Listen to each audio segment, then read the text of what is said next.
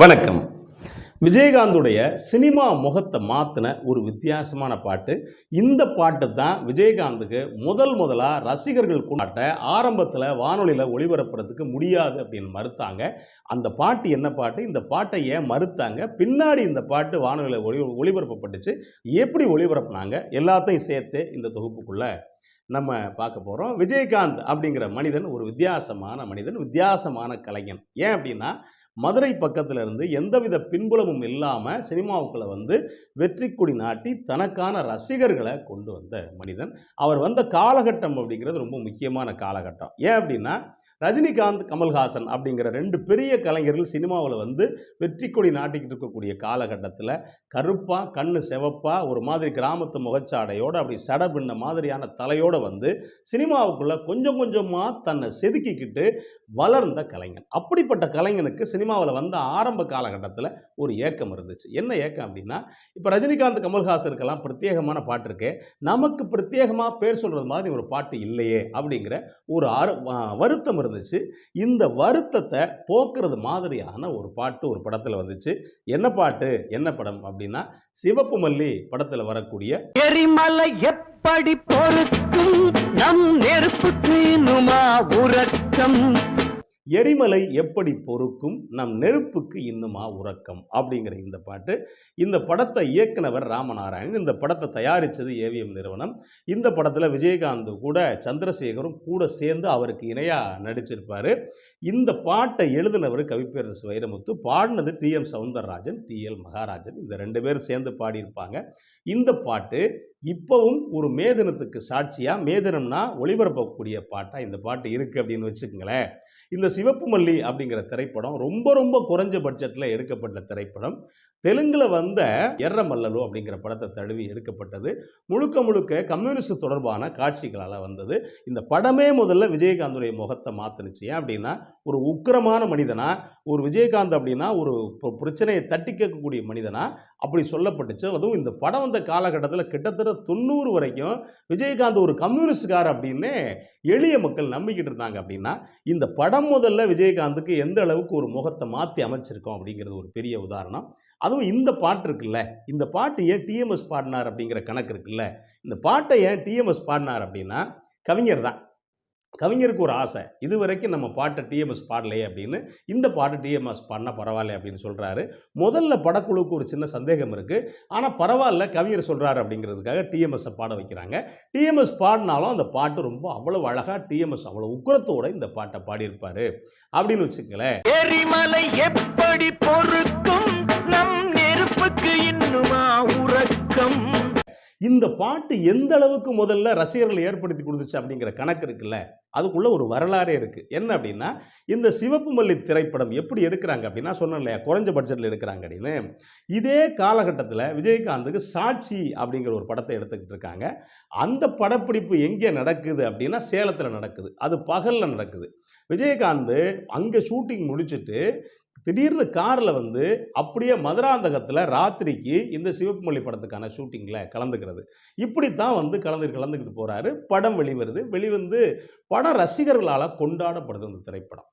இப்போ கொண்டாடப்பட்ட ரசிகர்கள் எப்படி கொண்டாடுறாங்கன்னு நேரில் பார்க்கணும் அப்படிங்கிறது விஜயகாந்துக்கு ஒரு ஆசை இருக்குது. அப்போ யதார்த்தமாக திண்டுக்கல் விஜிபி தேட்டரு, அந்த தேட்டரில் போயிட்டு நம்ம இந்த படத்தை ரசிகர்கள் எப்படி கொண்டாடுறாங்கன்னு பார்ப்போம்னு முடிவு பண்ணி போகிறாரு.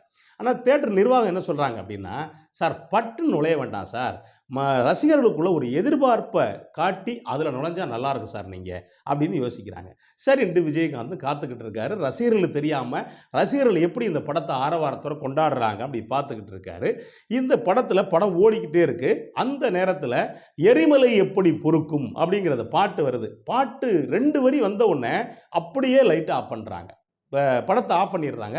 ஆஃப் பண்ணால் தேட்டரில் எவ்வளோ ரசிகர்கள் கத்துறாங்க, விசில் அடிச்சு, படத்தை போடு அப்படின்னு சொல்லிக்கிட்டே இருக்கையில் பார்த்தா திடீர்னு விளக்கு எரியுது. விளக்கு எரிச்சா திரைக்கு முன்னாடி விஜயகாந்த் வந்து நிற்கிறார்.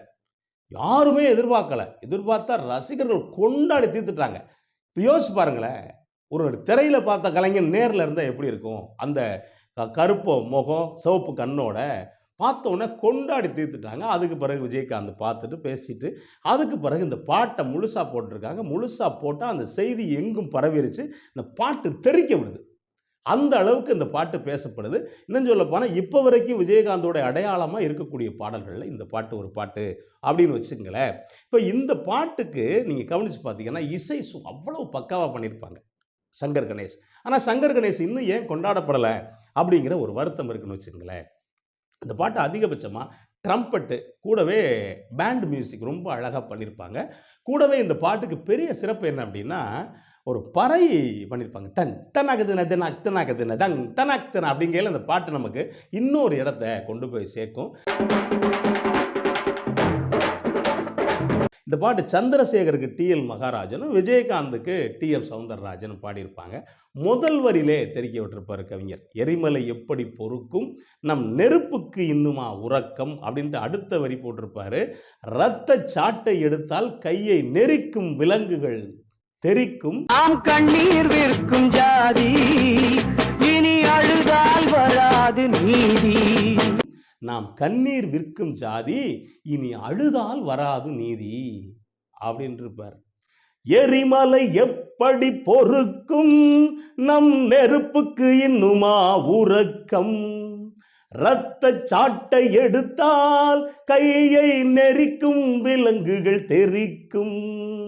நாம் கண்ணீர் விற்கும் ஜாதிங்கையில் ஒரு பெரிய அழுகையே இந்த பாட்டுக்குள்ளே வந்துடும். நீங்கள் வரிகளை தேடி தேடி படிங்க, நீங்கள் கேளுங்க. அந்த வரிகள் ரொம்ப ரொம்ப சிறப்பாக இருக்கும். ஒரு இடம் ரொம்ப அழகாக சொல்லியிருப்பாரு. காலம் புரண்டு படுக்கும் நம் கண்ணீர் துளியை துடைக்கும். காலம் புரண்டு படுக்கும் நம் கண்ணீர் துளியை துடைக்கும் அப்படின்னு ஒரு இடத்துல போட்டிருப்பாரு. இன்னொரு இடத்துல போட்டிருப்பாரு எனக்கு ரொம்ப ரொம்ப பிடிச்ச என்ன அப்படின்னா, உழவன் வீட்டு தேனும் கூட உப்பு கரிக்கும் அதில் கண்ணீர் துளிகள் மிதக்கும், அது மிதக்கும் அப்படின்னு இருப்பாரு. உழவன் வீட்டு தேனும் கூட உப்பு கரிக்கும் அதில் கண்ணீர் மிதக்கும். ஏன் உழவன் வீட்டு தேன் உப்பு கரிக்குதுன்னா, அவன் எவ்வளவு வருமானம் வந்தா கூட பரவாயில்ல, அவனால வாழ முடியாது, பசி இருக்கும், அவனுடைய கண்ணீர் துளிகள் மிதக்கும் அப்படின்னு இருப்பார். இந்த பாட்டை நீங்க முழுசா கேளுங்க, அவ்வளவு சிறப்பா இருக்கு. கேட்கும்போது நமக்கு ஒரு உக்கிரம் வர்றது மாதிரியான வழியில இந்த பாட்டு இருக்கும். ஆனா கவிஞர் இந்த பாட்டுக்கு எழுதின முதல் பல்லவி என்ன அப்படின்னா, இங்கு சுதந்திரம் வந்தது யாருக்கு, அது யாரோ 10 பேருக்கு அப்படின்னு எழுதியிருப்பாரு.